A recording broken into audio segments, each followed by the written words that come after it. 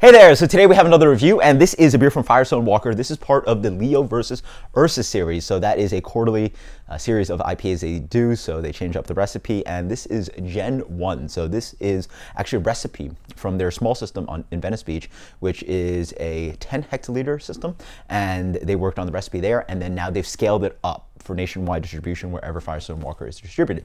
This is an East meets West Coast style IPA, so hazy versus West Coast. And then this is actually 2 months old as a can, so I actually tried it at work when we actually do have a keg. It's about 2 months old, and it was still so freaking good, so I thought I'd actually review it for you guys. Hopefully the can is as good as the barrel. Let's dig into it.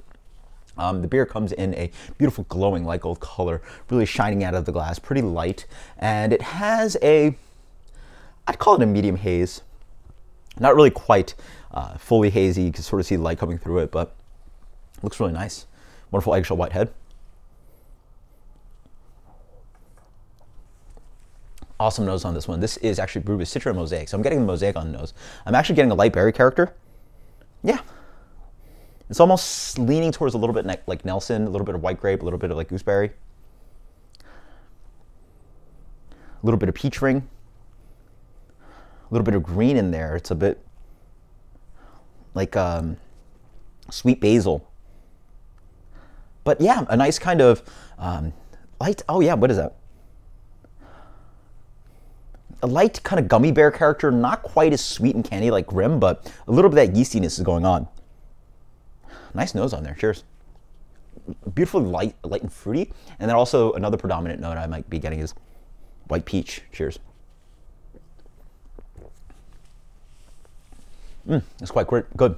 I imagine it could be better fresh, and I feel like I liked it a little bit more out of on tap. I imagine the keg was actually obviously preserved a little bit better, sitting in a keg, ideally refrigerated.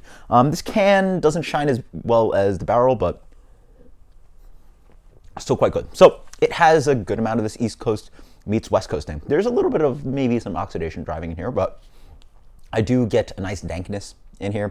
It actually, trying it on draft and trying it again now, it almost tastes like a really soft, less dank version of an Alchemist beer. So it does have that, again, Alchemist is sort of like 1.0 New England, and everything now is like 2.0 and whatever you want to evolve New England IPA to be. But this has the basics of a New England style IPA, but a la The Alchemist, not like Treehouse Trillium, blah, blah, blah. So it has a lighter kind of body to it. It does have a little bit of green and bitterness to it.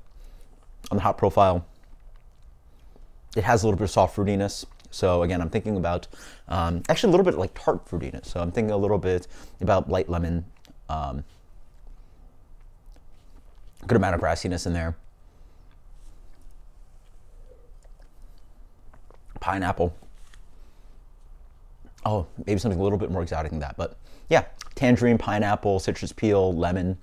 All those nice kind of like citrusy, light green, yellow, yellow flavors, but also maybe something like a little bit like a green pineapple, something a little bit underripe. A little bit of berry malt in there, doesn't stick through too much. It's quite light, so it doesn't really have that West Coast malt profile to it, but it has a nice bitterness that drives in here. It has a medium to medium plus bitterness. So it shows itself with some decent bitterness, and it rides with almost like watermelon rind and just like a little bit of herbaceous thing coming in there as well. So green, light herbs.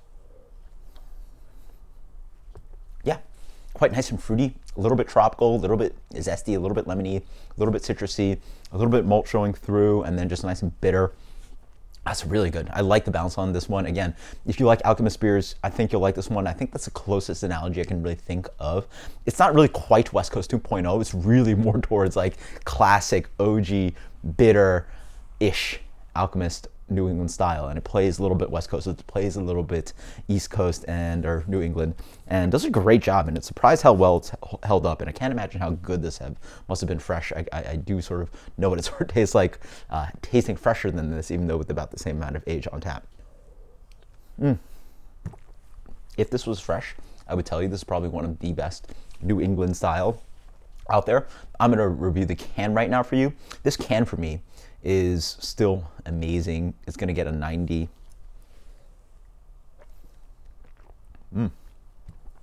Light, very light, very drinkable for 7.6%. 92. This is Leo versus Ursus Gen 1. Absolutely delicious. East Coast meets West Coast style IPA. Delicious stuff. Until next time, guys. Cheers. Later.